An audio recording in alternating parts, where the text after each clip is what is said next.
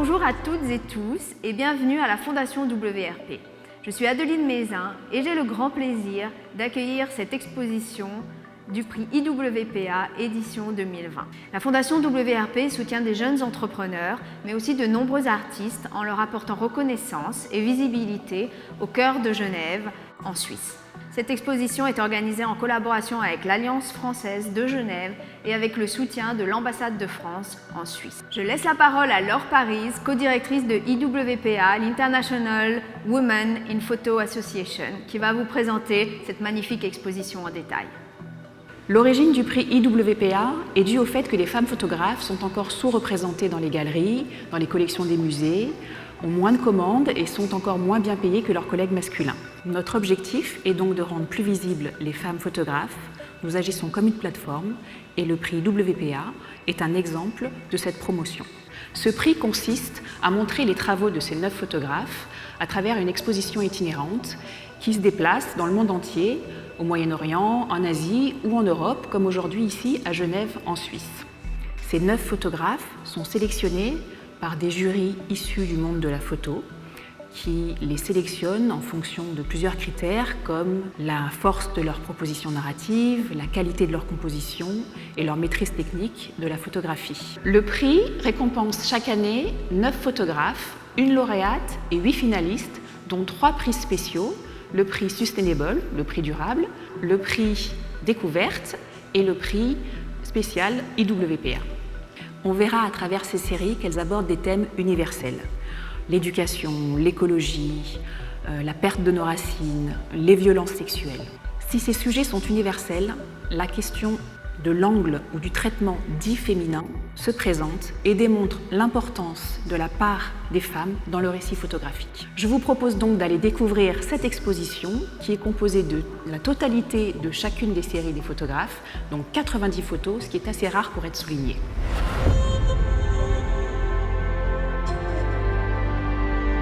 Je vous propose de démarrer cette visite avec la lauréate du prix IWPA édition 2020, Mara Sanchez Renero, qui est une photographe mexicaine et qui nous présente sa série Illucac. Mara Sanchez Renero nous raconte et nous témoigne de la situation du peuple mexicain, les premiers habitants, les Naruja. En fait, elle veut dénoncer l'évolution de la situation au Mexique, précisément dans cette région du Mexique vers Veracruz, dans la chaîne de montagnes Zongolica. Ces habitants, ce peuple Naruja, était à l'origine un peuple agriculteur et du fait de l'évolution de la situation économique, politique au Mexique, sont devenus une population nomade qui leur a fait perdre leurs racines, leur patrimoine et également leur territoire. Illucac, en naruta, veut dire plus près du ciel.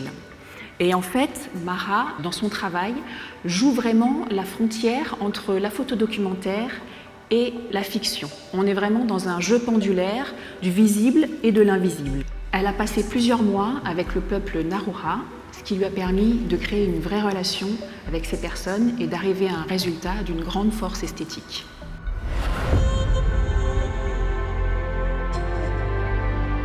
Je vous propose de continuer cette visite en restant en Amérique latine et en allant découvrir le travail de la photographe Ana Maria Arevalo, photographe vénézuélienne.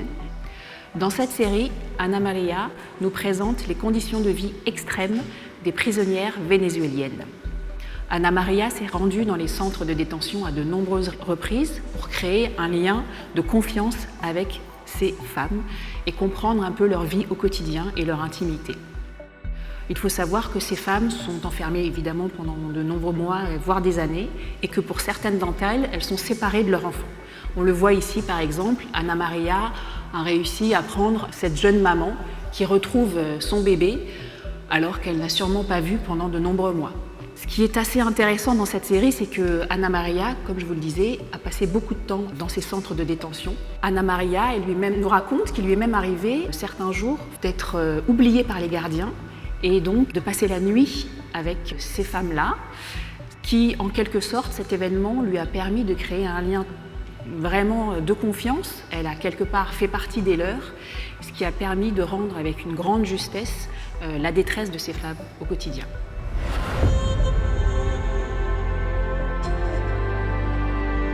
Découvrons maintenant le travail de Dina Oganova, photographe géorgienne. Dans cette série, Dina dénonce les violences sexuelles qui ont lieu dans son pays, la Géorgie.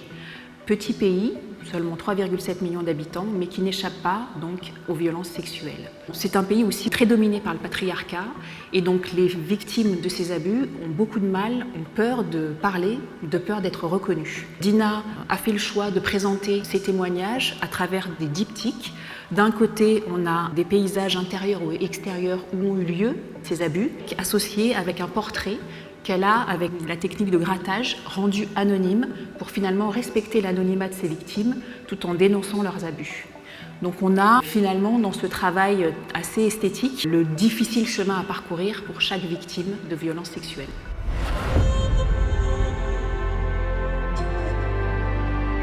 Je vous propose maintenant de découvrir le travail de Livia Saavedra, photographe franco-argentine, qui a gagné le prix Découverte, qui est décerné chaque année par notre sponsor officiel Canon. Dans cette série, Ebola en temps de guerre, Livia témoigne de la difficulté et de la grande détresse pour les travailleurs de la santé et les résidents qui aident à lutter contre le virus Ebola, puisque dans certaines zones du pays, comme le Nord Kivu, ces zones sont en guerre. Donc ces personnes doivent lutter à la fois contre le virus et à la fois contre des rebelles qui les attaquent et qui du coup perturbent énormément par exemple la distribution des médicaments. C'est évidemment un rappel fort de la situation actuelle que nous vivons tous contre le coronavirus. Mais quelque part, Ebola a déjà fait 6 000 morts en République démocratique du Congo et les médias, évidemment, ont oublié ce virus puisqu'il a été remplacé par la coronavirus. Livia compose ses photos avec une grande frontalité dans son cadrage et cela démontre vraiment la situation dramatique que vivent ces populations.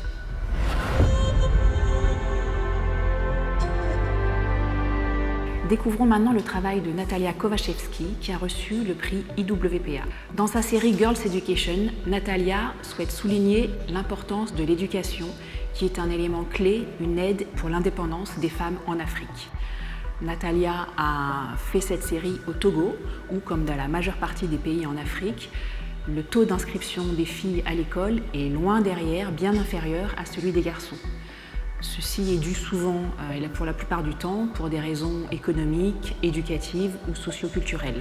L'équipe IWPA a évidemment choisi de décerner ce prix Girls Education par rapport à son sujet, puisqu'il fait vraiment le lien avec notre travail, rendre visibles les femmes. Et donc on souligne ici l'importance, la nécessité d'éduquer les filles pour tendre vers une société plus paritaire.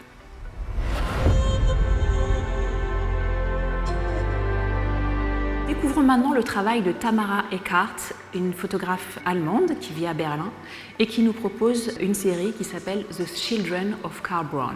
Cette série se situe en Irlande, vers la ville de Galway, un site où on retrouve des familles de gitans nomades, 8 familles dans des caravanes.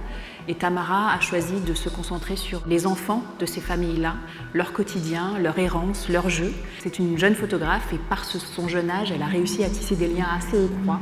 Et du coup, elle réussit à nous proposer des portraits assez sensibles et touchants de cette enfance au milieu des caravanes.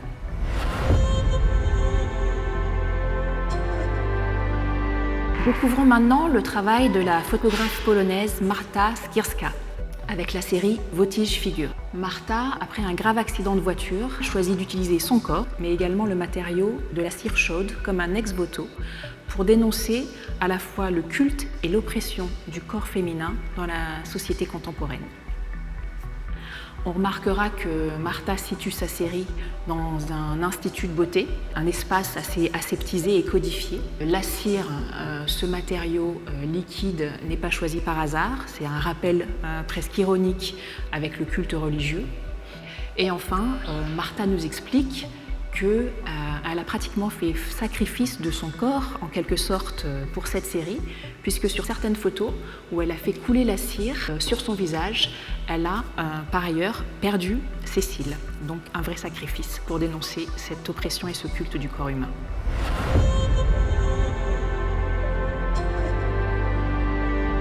Je vous propose de découvrir maintenant le travail de la photographe russe qui vit à Berlin, Snezana von Büdingen, avec sa série Meeting Sophie. Avec cette série, la photographe choisit de nous faire rencontrer cette jeune adolescente, Sophie, atteinte du syndrome de Down. Elle a rencontré Sophie pendant plus de 4 ans, afin vraiment de découvrir son évolution, ce fameux passage entre l'enfance et l'âge adulte. Elle a réussi à saisir des moments très délicats, les premiers pas amoureux, mais elle révèle aussi de façon très poétique la relation qu'elle a avec sa maman Barbara et sa famille en général, qu'on voit ici, ces 2 portraits magnifiques de la mère et de la fille. C'est une rencontre très touchante que Snezana von Büdingen nous propose avec cette série Meeting Sophie.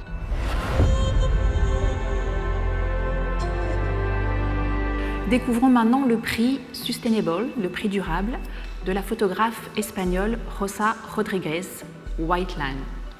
Elle est allée pendant plus de 4 ans à la rencontre des peuples, les Inuits, les Nénètes, les Samis, au Groenland, en Sibérie, en Laponie, pour vraiment vivre au quotidien avec ces peuples-là et comprendre leur mode de fonctionnement extrêmement lié avec la nature, tout en la préservant un maximum. Cette série White Line, qui porte bien son titre, est vraiment monochrome. Le blanc nous éblouit. Il est quelquefois taché d'un petit symbole de couleur, comme le rouge ici, certainement d'un animal sauvage, ou les bois d'un renne ici, comme un rappel de l'importance de la protection de cette zone du monde.